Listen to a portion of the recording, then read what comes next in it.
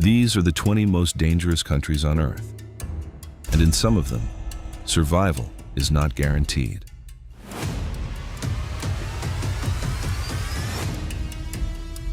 Here's the full countdown, ranked. Mali. Mali looks like a country fighting on every front at once. Since a military coup in 2021, the government has lost control of vast stretches of land to jihadist groups. In 2024 alone, there were 321 terrorist incidents, an 18% increase over the year before. The UN peacekeeping force that once helped hold the country together was expelled. Russian mercenaries moved in to fill the gap, and the violence only got worse. The group driving most of the bloodshed is JNIM, an al-Qaeda affiliate that has been expanding steadily toward the capital. In September 2024, JNIM fighters stormed a gendarmerie school and military base inside Bamako itself, killing around 77 people and setting the presidential plane on fire. It was the first attack inside the capital in 9 years. Jihadist attacks have surged by as much as 7-fold in certain regions since the junta took power. In Mali, 76% of reported civilian fatalities were linked to the armed forces and allied militias, meaning civilians face danger from both sides. The most notorious incident involved Malian forces and Wagner Group elements accused of killing more than 500 civilians in the town of Mora. For ordinary Malians, the threat doesn't come from one direction.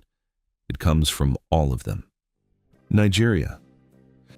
Nigeria looks like a country fighting multiple wars at once and losing all of them. Boko Haram and its splinter group ISWAP have been waging an insurgency in the northeast since 2009, while armed bandits control vast stretches of the northwest, where 725 villages in Zamfara state alone are under their direct control. In 2024, terrorist attacks killed 565 people, while kidnappings surged, with 2,938 people abducted in the Northwest region in just 1 year between July 2024 and June 2025. In November 2024, at least 402 people, mostly schoolchildren, were kidnapped across 4 northern states in a single month. The violence isn't coming from one direction. Farmer-herder clashes in the central states of Plateau and Benue have killed hundreds, with entire communities wiped out in coordinated attacks. In April 2025, 5 villages in Boko's Plateau state were attacked within days of each other, killing whole families and displacing 65,000 people. Nigerian security forces have also been implicated in abuses, including airstrikes that have killed civilians during counter-banditry operations. In 2024, over 580 civilians, primarily women and girls, were kidnapped by armed extremist groups alone. The International Criminal Court concluded there were reasonable grounds to believe both Boko Haram and Nigerian security forces had committed war crimes and crimes against humanity. With new armed groups emerging, no single region of the country is immune from the violence. Venezuela. Venezuela was once one of South America's wealthiest nations. Today, it records 26.2 homicides per 100,000 people, one of the highest rates in the region, with over 6,884 people killed in 2024. The country's banking system collapsed. The national currency lost nearly all its value, and more than 7 million Venezuelans have fled since 2015. Those who stayed behind live under a government that uses violence to crush dissent. In 2024, the disputed presidential election resulted in over 1,500 demonstrators arrested and at least 24 killed during crackdowns on protests. Organized crime has filled the power vacuum. Gangs like Tren de Aragua began as a prison gang and have expanded operations into Colombia, Peru, Chile, and the United States. Inside Venezuela, criminal groups operate with near total impunity, running extortion rackets, drug trafficking networks, and human trafficking operations. Prisons are controlled by gang leaders known as prains, with at least 46% of the inmate population living under their rule. The U.S. State Department has issued a Level 4 Do Not Travel advisory for Venezuela, its highest warning level. Kidnapping, robbery, and armed assault are daily risks in major cities, and emergency services have largely collapsed. For ordinary Venezuelans, survival has become the primary occupation. Lebanon has been in freefall since 2019. Its economy collapsed in what the World Bank called one of the worst financial crashes in modern history. The Lebanese pound lost 98% of its value, and more than a third of the population was pushed into poverty. Then came the war. From October 2023 through late 2024, over 11,000 incidents of political violence were recorded, killing 3,516 people and injuring nearly 15,000 more, including at least 231 children. In September 2024 alone, large-scale Israeli bombardments caused over 1,000 deaths in less than 2 weeks. The conflict displaced nearly 1 in 5 of Lebanon's population. By late 2024, almost 900,000 people were internally displaced, with hundreds of thousands more fleeing into Syria. The country's GDP contracted by more than 38% between 2019 and 2024, the cumulative damage of both financial collapse and war. Physical infrastructure damage from the conflict alone was assessed at $6.8 billion, concentrated heavily in the south. More than 60 localities in southern Lebanon remain restricted for access. Lebanon now also hosts the world's largest refugee population per capita. An estimated 1.12 million Syrians on top of its own displaced citizens. Healthcare, electricity, water, and education systems have all degraded severely. A ceasefire took hold in late 2024, but the UN has described the situation as highly volatile, with unexploded ordnance posing ongoing lethal risks across the south. Haiti. Haiti has no functioning government and no functioning police force capable of stopping what is happening on its streets. In 2024, over 5,600 people were killed by gang violence, an increase of more than 1,000 over the year before. More than 150 armed gangs control the majority of Port-au-Prince, with only around 10% of the capital remaining under any form of government authority. All roads in and out of the city pass through gang-controlled checkpoints. In December 2024, a single gang leader ordered the massacre of at least 207 people, mostly elderly, in the Cité Soleil district, with bodies mutilated and thrown into the sea. The violence has spread beyond the capital. Between October 2024 and June 2025, over 1,000 people were killed in just 2 departments outside Port-au-Prince, including a mass killing in Pont-Saint-Denis that left more than 100 dead in a single attack. Child recruitment by gangs increased by 200% in 2025. Nearly half the country's 12 million people face acute hunger, and since late 2024, international commercial flights to Port-au-Prince have been suspended. By mid-2025, an estimated 8,100 people had been killed since the start of 2025 alone. The UN has described the situation as crimes against humanity, citing the coordinated, widespread nature of gang violence. For Haitian civilians, the choice is increasingly between staying and being killed or fleeing and having nowhere to go. Myanmar. Myanmar's military seized power in February 2021 and has been fighting its own people ever since. Since the coup, at least 73,000 people have been killed in the civil war, with almost 20,000 deaths recorded in 2024 alone, making it the 3rd deadliest conflict in the world that year. The junta controls just 21% of the country's territory, with resistance forces holding 42%. In response to territorial losses, the military has escalated airstrikes on civilian areas, schools, hospitals, and displacement camps. In 2024, the UN recorded at least 1,824 civilian deaths from military action, the highest toll since the coup began. The junta has burned more than 100,000 homes since 2021, forcibly conscripted men aged 18 to 65, and deployed cluster munitions against populated areas.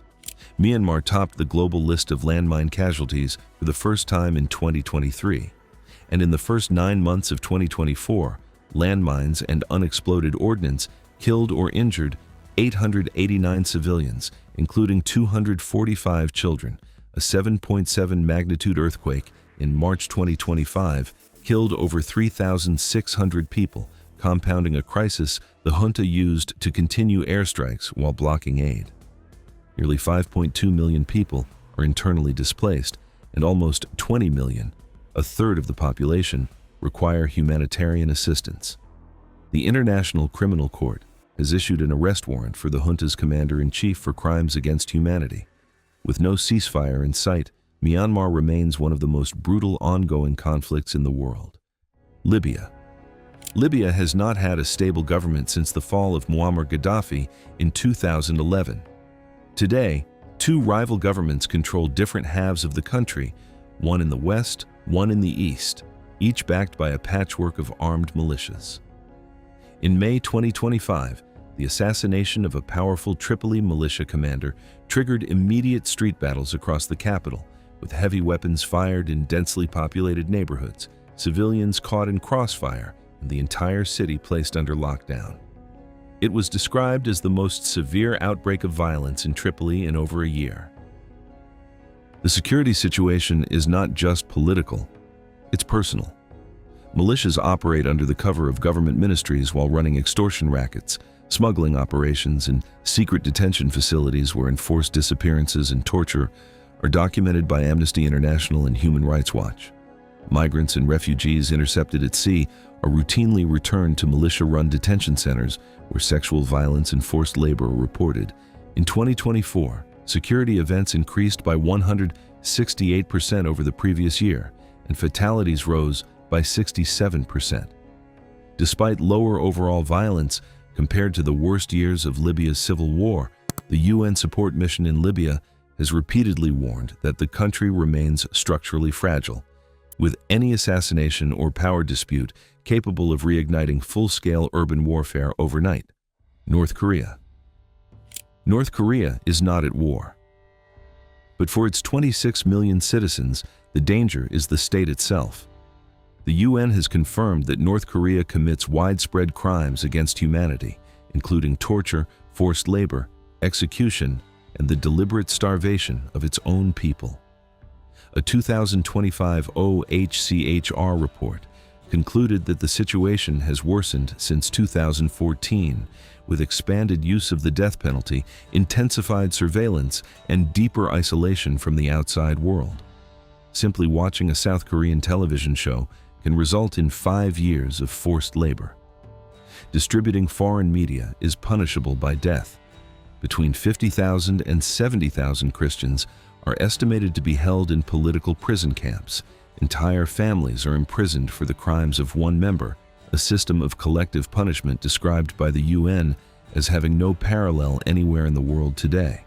Hospitals lack basic medicines, families are required to provide their own bedding for patients, and chronic food insecurity is widespread, with 28% of the population undernourished. North Korea spent 2024 sending troops and weapons to support Russia's war in Ukraine in exchange for oil and military technology. For North Koreans who try to flee, the risks are extreme. China forcibly returns those it catches. In October 2023, at least 500 were returned in a single month. Those sent back face torture, detention in labor camps, and in some cases, execution. In 2025, the OHCHR concluded that no other population on Earth is subject to such total state control. Palestine/Gaza. Gaza has become the most lethal place on Earth for civilians in recent memory. Since October 7, 2023, more than 61,000 Palestinians have been killed, with researchers at the Max Planck Institute estimating the true death toll. accounting for those buried under rubble and indirect deaths, likely surpassed 100,000 by October 2025. Life expectancy in Gaza dropped by nearly half in 2024 compared to what it would have been without the war. According to Israeli military intelligence's own internal database, 83% of those killed were civilians, a civilian casualty ratio described by conflict researchers as nearly unparalleled in modern warfare. More than 102,000 buildings have been destroyed across the Gaza Strip. Entire neighborhoods, universities, mosques, hospitals, and farming communities have been leveled. By August 2025, famine was confirmed in Gaza City, with over 1.8 million Palestinians experiencing catastrophic levels of hunger. International commercial flights remain suspended. UNRWA, the UN agency providing humanitarian assistance, has been barred from operating by Israeli law, and its international staff have been denied entry since January 2025. The International Criminal Court has issued arrest warrants for senior Israeli officials on charges of war crimes and crimes against humanity. The UN Human Rights Council concluded in September 2025 that Israel bears responsibility for genocide. With no ceasefire holding through late 2025 and military operations resuming, the civilian population of Gaza continues to face conditions the UN has described as incompatible with human life. Israel entered 2024 as a functioning democracy and left it as one of the most militarized and conflict-affected nations on earth. In 2024, Israel was identified by the UK-based Action on Armed Violence as the single largest perpetrator of civilian harm globally, accounting for 55% of all civilian casualties from explosive weapons worldwide. The war in Gaza, launched after the October 7, 2023 Hamas attack that killed around 1,200 Israelis, rapidly expanded into a multi-front conflict, drawing in Hezbollah in Lebanon, the Houthis in Yemen, and culminating in a 12-day aerial war with Iran in June 2025 that killed over 900 Iranians and 28 Israelis. For Israeli civilians, the threat of missile and drone attacks became part of daily life. Since October 2023, over 28,000 rockets, missiles, and drones have been launched toward Israeli territory by Hamas, Hezbollah, and allied groups, most intercepted, but enough to kill dozens of civilians and displace communities in the north and south. Military spending surged to historic highs, with Israel recording the world's largest year-on-year increase in defense spending. As of October 2025, 1,152 Israeli military and security personnel had been killed since the war began. The ICC has issued arrest warrants for Prime Minister Benjamin Netanyahu and former Defense Minister Yoav Gallant for war crimes and crimes against humanity committed between October 2023 and May 2024. Internally, the judicial crisis and political polarization that preceded the war have deepened, leaving Israeli society divided and strained. With the Gaza conflict entering its third year and regional tensions still elevated, Israel remains firmly among the world's most dangerous and militarized countries. Iraq has never fully recovered from the wars that reshaped it. More than 187,000 civilians have been killed since the U.S. invasion in 2003, and though the worst years of ISIS rule are over, the group has not been defeated. In the first half of 2024, ISIS claimed credit for 153 attacks in Iraq and Syria, prompting over 196 counter-terror operations by U.S. and Iraqi forces. An estimated 2,500 ISIS fighters remain active in the country. Militia groups, many backed by Iran, operate alongside and sometimes against the Iraqi government, creating a security environment where accountability is almost non-existent. Beyond the terrorism threat, Iraq's political system remains deeply dysfunctional.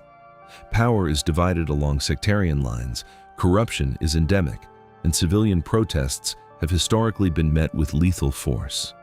The same militias that nominally protect communities also run extortion networks, control border crossings, and operate with impunity.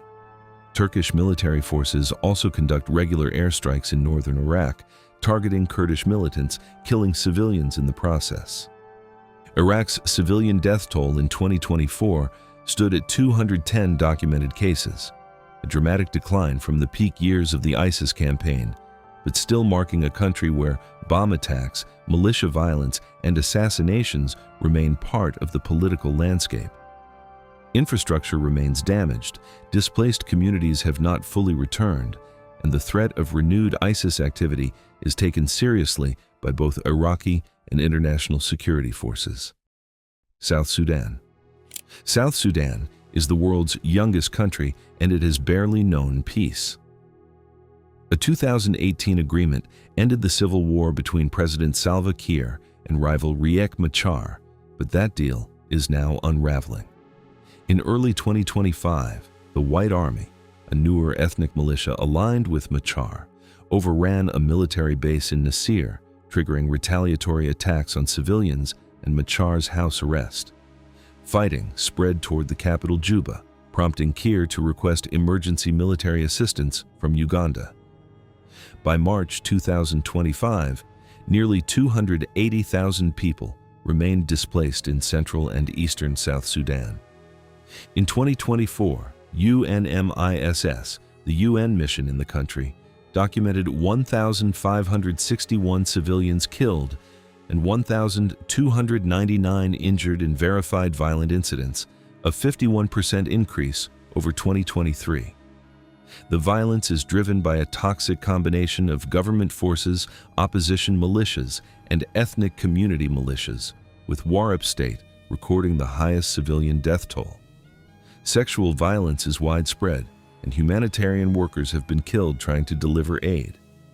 Nearly 84% of South Sudan's population, 10 million people, now require humanitarian assistance. South Sudan also hosts over 1 million refugees from Sudan's own civil war, stretching an already broken system to breaking point. The transitional justice mechanisms designed to address past atrocities, including a hybrid court, have never been established. Without accountability for past crimes, cycles of ethnic violence continue to repeat with no end in sight. Afghanistan. Afghanistan looks peaceful compared to its worst years, but that is a deeply misleading picture. Under Taliban rule since 2021, the country is governed by an authoritarian regime that has banned girls from secondary school, barred women from public life, and systematically dismantled 2 decades of human rights progress. Nearly half the population, 22.9 million people, required humanitarian assistance in 2025, and 28% were undernourished. International aid, which the Taliban's policies have severely complicated, has declined sharply as donor fatigue sets in. Violence has not disappeared.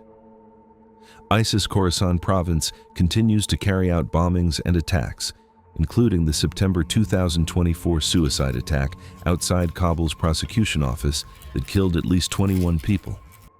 Cross-border tensions with Pakistan escalated dramatically in October 2025 when Pakistan launched airstrikes on Afghan territory, targeting militant hideouts, killing civilians, and triggering Taliban retaliatory strikes along the border. Qatar and Turkey brokered a temporary ceasefire, but talks collapsed by year's end. The Taliban has carried out at least 147 public floggings and multiple executions since 2024, with corporal punishments broadcast as public spectacle. The ICC issued arrest warrants in July 2025 for 2 Taliban leaders for crimes against humanity, specifically the systematic persecution of women and girls. For Afghan women, daily life is now defined by what they are not permitted to do, where they are not permitted to go, and who they are not permitted to be. Ethiopia. Ethiopia's Tigray War officially ended in 2022, but the country never truly stopped fighting. Conflicts have continued in the Amhara and Oromia regions, where government forces face the Fano militia and the Oromo Liberation Army, respectively. In 2024, 740 civilians were killed in Amhara alone, with government troops and allied forces responsible for the majority of documented abuses, including airstrikes, extrajudicial executions, and forced displacement. On January 29th, at least 89 civilians were killed by government troops in Marawi town near Bahir Dar, an incident independently corroborated by Amnesty International using satellite imagery. The humanitarian toll is staggering. Hundreds of thousands of civilians have been killed across Amhara, Oromia, and Tigray since 2019, with over 3.3 million people still displaced. Aid workers have been targeted, 8 killed in Amhara in 2024 alone, prompting the UN to consider suspending operations in the region. The Tigray region remains partly occupied by Eritrean and Amhara forces in the west, with the peace deal largely unenforced. By 2025, the TPLF had fractured, and tensions between its rival factions, Eritrea, and the federal government raised fears of a return to full-scale war. Ethiopia's trajectory under Prime Minister Abiy Ahmed, who won the Nobel Peace Prize in 2019, has shocked international observers. The U.S. Secretary of State formally determined in 2023 that Ethiopian and Eritrean forces committed war crimes and crimes against humanity during the Tigray conflict. In 2025, the government continued to impose media blackouts and detain journalists and human rights defenders, ensuring the full scale of the violence remained largely invisible to the outside world. Democratic Republic of Congo. The Democratic Republic of Congo has been at war in some form for over 30 years, and 2025 marked one of its worst escalations in a decade. In January, M23 rebels, backed by Rwandan troops, captured Goma, the regional hub of eastern DRC with a population of over 2 million people. By February, they had taken Bukavu, the capital of South Kivu. The DRC's prime minister confirmed that 7,000 people had been killed in the first 2 months of 2025 alone. A CLED recorded over 2,500 fatalities in just the first quarter of 2025, the deadliest period since the Second Congo War in 2002. More than 21 million people across the country need humanitarian aid, the highest figure globally before the 2025 escalation, which only worsened it. Between January and September 2025, more than 81,000 cases of rape were documented in eastern DRC, a 31.5% increase over the same period in 2024. The ADF, an ISIS-affiliated Ugandan armed group, separately massacred 70 people at a church in Lubero in February 2025 and over 112 people in simultaneous attacks in January. Mass graves, forced disappearances, and ethnic cleansing have all been documented by the ICC, which announced renewed investigative efforts. The conflict's underlying drivers, control of cobalt, coltan, and other minerals critical to global technology supply chains, ensure that outside actors have little economic incentive to end it. Rwanda, which denies involvement despite overwhelming UN evidence, continues to back M23. In July 2025, M23 fighters executed over 140 civilians near Virunga National Park in what Human Rights Watch described as ethnic cleansing. A peace framework was signed in November 2025, but humanitarian organizations report little has changed on the ground. Yemen. Yemen has been at war since 2014, and an estimated 377,000 people have died as a result. The majority from hunger, disease, and the collapse of healthcare rather than bullets or bombs. More than 19,200 civilians have been killed or injured by coalition airstrikes alone. The Houthi movement controls most of the north, including the capital Sana'a, while internationally recognized government forces hold parts of the south. In 2024 and into 2025, the Houthis expanded the war beyond Yemen's borders. launching over 190 attacks on commercial and naval vessels in the Red Sea, disrupting 15% of global seaborne trade. The US and UK launched over 300 airstrikes on Houthi targets between January 2024 and January 2025 in retaliation. Israel struck Yemen multiple times, including Sana'a Airport in May 2025. The Houthis detained 73 UN staff members as of December 2025, holding them without charge, without access to lawyers, and in some cases, without contact with their families. The World Food Programme halted operations in Houthi-controlled areas after repeated interference. At least 18.2 million people require humanitarian assistance.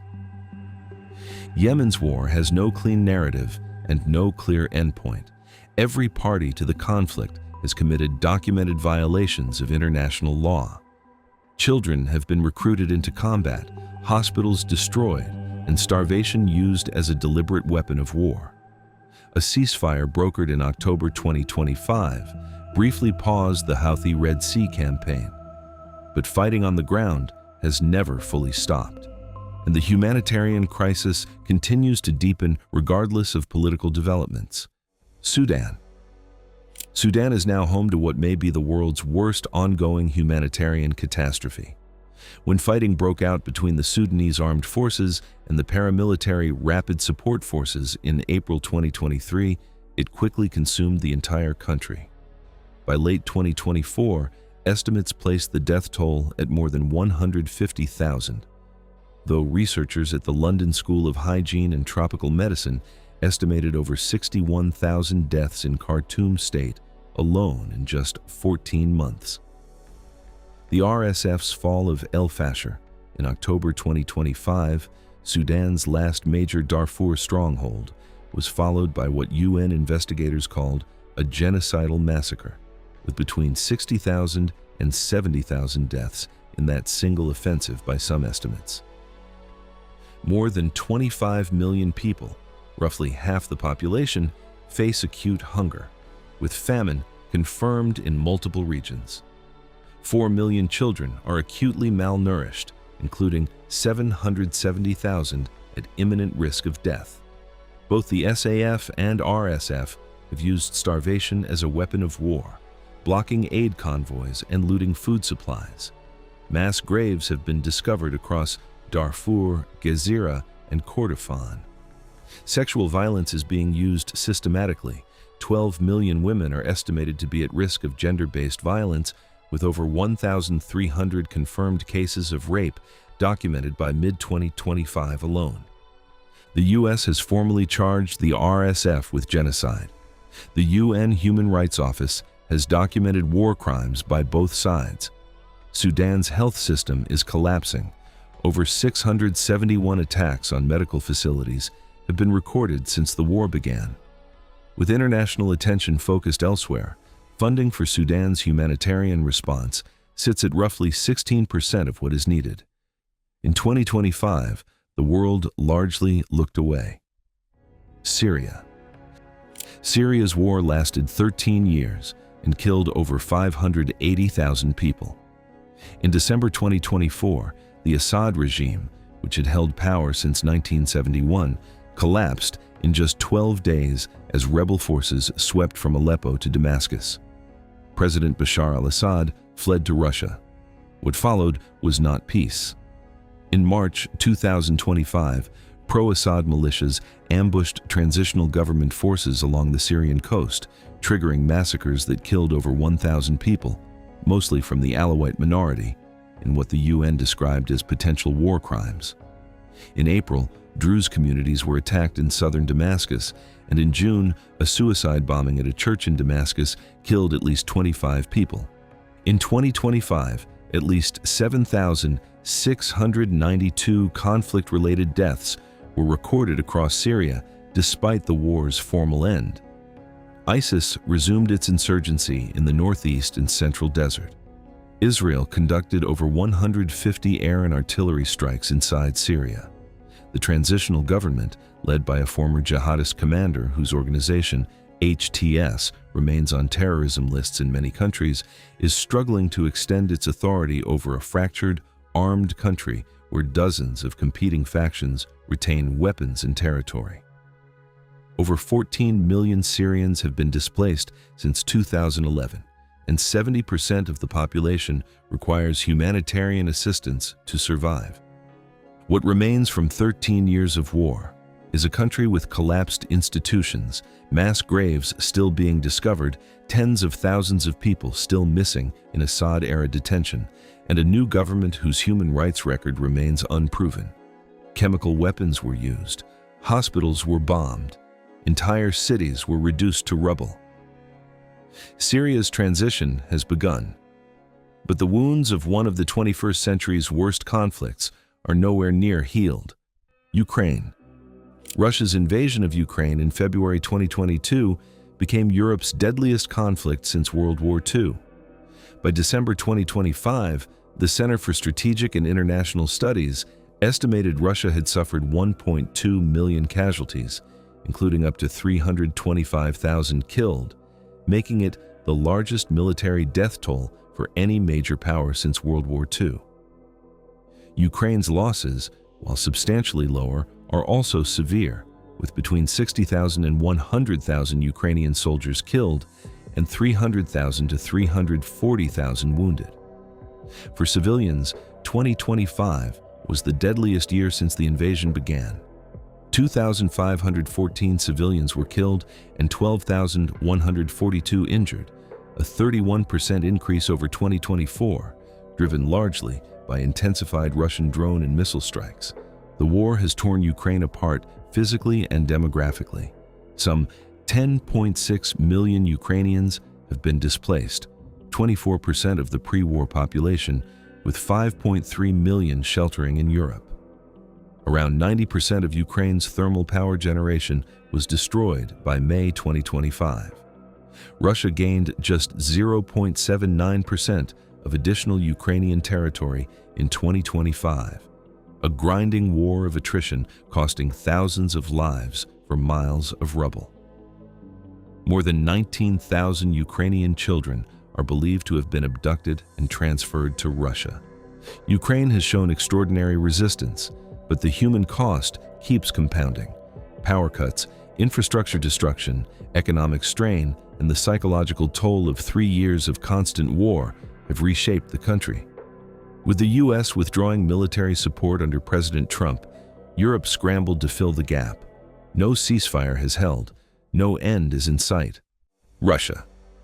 For the first time in the history of the Global Peace Index, Russia ranked as the least peaceful country in the world in 2025.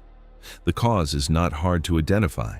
Russia launched the full-scale invasion of Ukraine in February 2022 and has been paying an increasingly catastrophic price ever since. By 2025, Russian military casualties had reached an estimated 1.2 million, killed, wounded, and missing, with up to 325,000 soldiers killed. That figure exceeds the combined U.S. military casualties in every war since Vietnam. The Russian military lost an average of 1,000 soldiers per day throughout 2024. The war's costs have reached inside Russia itself. A Ukrainian cross-border offensive into Russia's Kursk region in August 2024 marked the first time foreign forces had occupied Russian soil since World War II. In March 2024, an ISIS attack on a Moscow concert hall killed over 130 people, one of the deadliest terrorist attacks in Russian history. Economic sanctions have squeezed the civilian economy, political repression has intensified, and independent media have been eliminated. Over 800,000 Russians left the country after the war began, driven by opposition to the conflict and fear of conscription. Russia is also destabilizing the world beyond Ukraine. It has supported junta governments in Mali, the Central African Republic, and Burkina Faso through its Africa Corps mercenary force, fueling conflicts that have killed thousands. It has supplied weapons to North Korea in exchange for troops and ammunition, and it has vetoed every meaningful UN Security Council resolution on Sudan, Syria, and other conflict zones. What began as a war on Ukraine has become something larger, a deliberate assault on the international order that has made the entire world measurably less safe. These 20 countries represent the sharpest edges of a world that is less peaceful than at any point in the past 20 years. In 2025, the Global Peace Index recorded its 6th consecutive year of declining global peacefulness, with 59 active state-based conflicts worldwide, the highest number since World War II.